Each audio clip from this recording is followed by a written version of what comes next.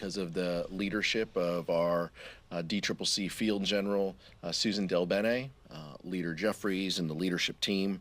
They made smart, strategic decisions and investments down the home stretch that led to success. But this election also shows that the economic agenda is working, and people are beginning to reap the benefit of landmark legislation that we helped pass together and that Tom Suozzi helped pass with us. Because of the leadership of President Biden and Vice President Harris, we have created 14.8 million jobs throughout the country. Inflation is cooling and wages are rising. We know that there's more work to do to ensure that everybody feels in that economic success and that we're building a resilient economy that works for everyone. But we're excited to see this result, and we're excited to see around the country the benefit that those pieces of legislation provide. There's no doubt that we continue to put people over politics.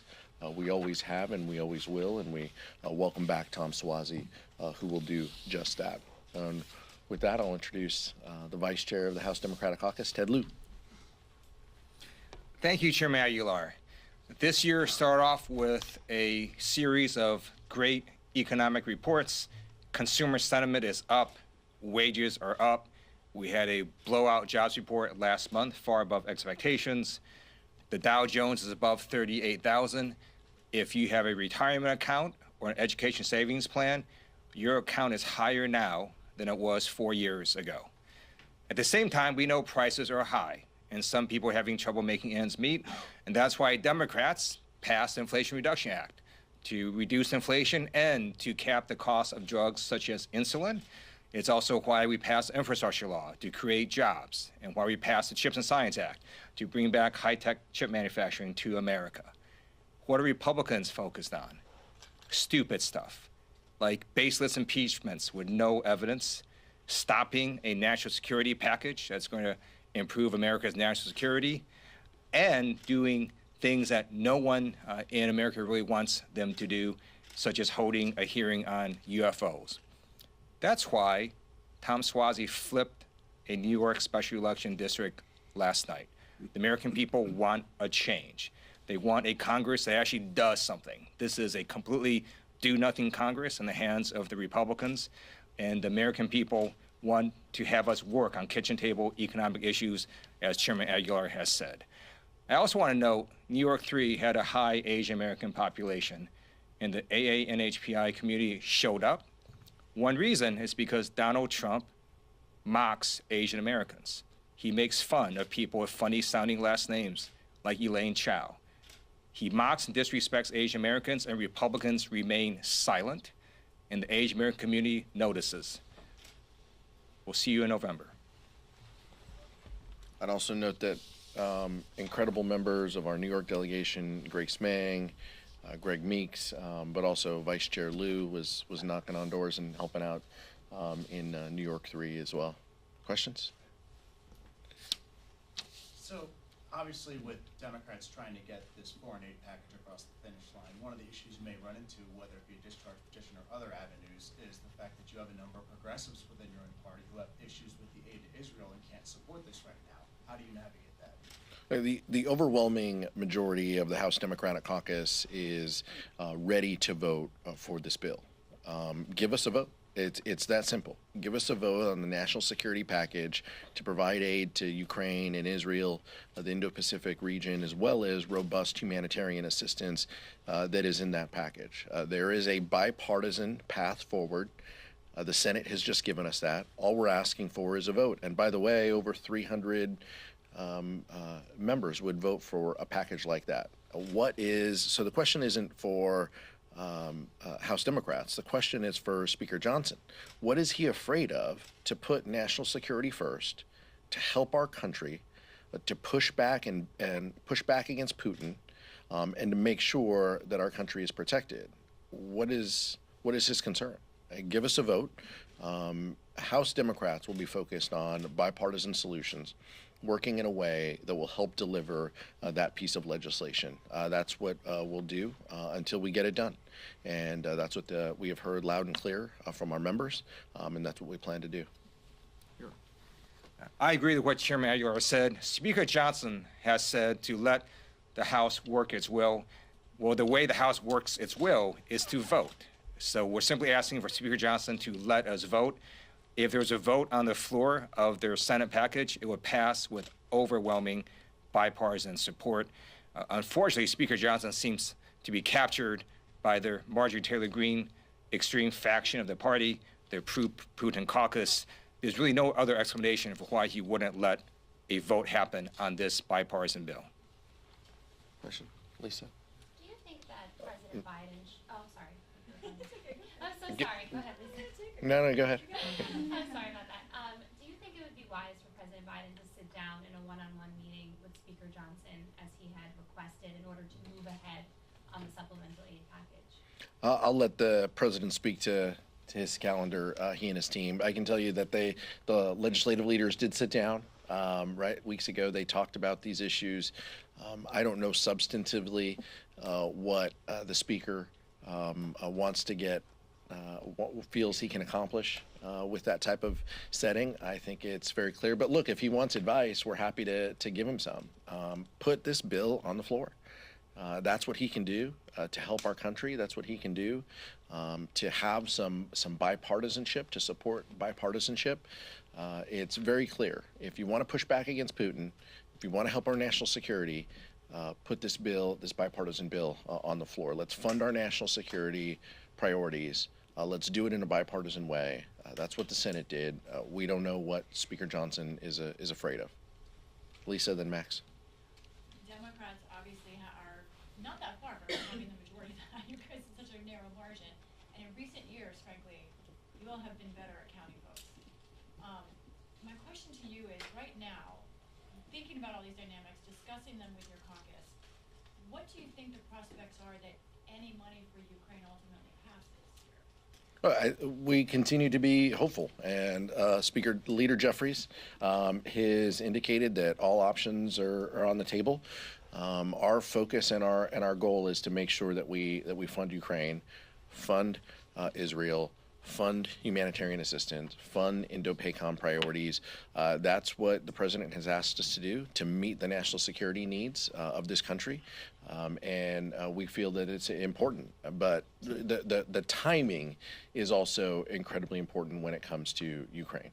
Now, we've all had various briefings. The importance of this moment, we have heard Senator McConnell speak on the Senate floor. We have heard other legislative leaders talk about this importance. We feel that, we understand that. Some members just came back from a trip to Ukraine as well. So taking in their thoughts, their reflections, what they saw on the ground. But this is important not just for the United States, this is important for the world. This is important for NATO, and that comes back to why Republicans are pushing back. Donald Trump criticizes NATO, and House Republicans carry his water to try to kill this bill and to torpedo this bill. That's what's going on. Let's be very clear about the Ukraine funding specifically. Donald Trump is the leader of their party, and Donald Trump has said not to fund this. And so it's a concern that every American should have when it comes to national security and what exactly the former president's motivations are.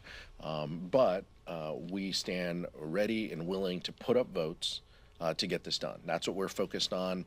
So take the theatrics aside, take the personalities aside. How do we get this done? That's what House Democrats are focused on. Max?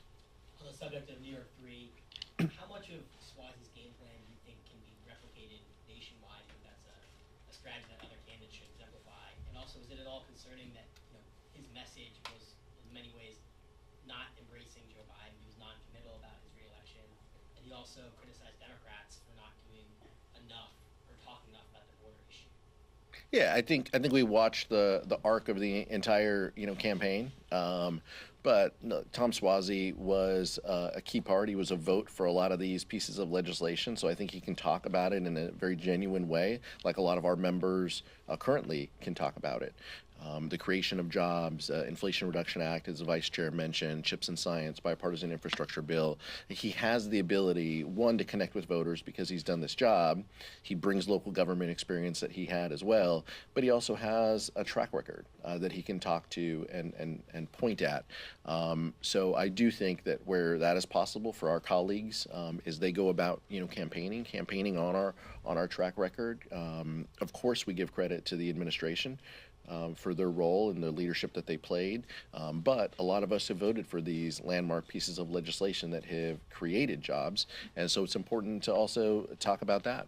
Tom Suozzi also has a track record of voting for the Dream and Promise Act and working in a bipartisan way to deliver immigration reform. So I'm not worried about positions that he took or things that he said. I'm confident he's going to be a friend and a colleague on these issues and is going to help us chart a path toward bipartisan success in the future. I think the framing of your question is not correct. Tom Suozzi actually ran on comprehensive immigration reform. He supports that. And he also said he supports a Senate bill. It was the Republicans that tanked that Senate bill on the orders of Donald Trump. The voters of New York 3 noticed. In addition, Tom Suozzi ran on saying he's not going to ban abortion. He's not going to support a national abortion ban. The voters of New York 3 also noticed that as well. And I think those are messages that will resonate in every single district.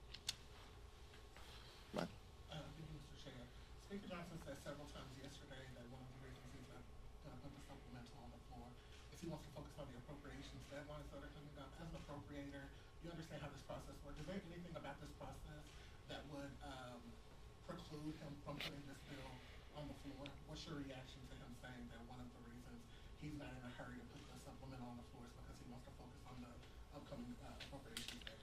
Look, Democrats also believe in on-the-job training, and that's clearly, where Speaker Johnson is right now. But you have to be able to do two things at once. Nancy Pelosi frequently did 12 things. I understand doing two is hard for him, but that's what the job entails. And so we've got to focus. We have multiple priorities to get done, and that's what we should be focused on. But the Appropriations Committee should be working on. They have their numbers. They should be marking up those bills. We still have ample time on the floor this week and in 2 weeks that we could take up a national security supplemental if the Speaker was truly intent on delivering this, or what we're finding out is he just wants to carry Donald Trump's water. But we have to be able to do multiple things at once here. But he's shown incapable of that.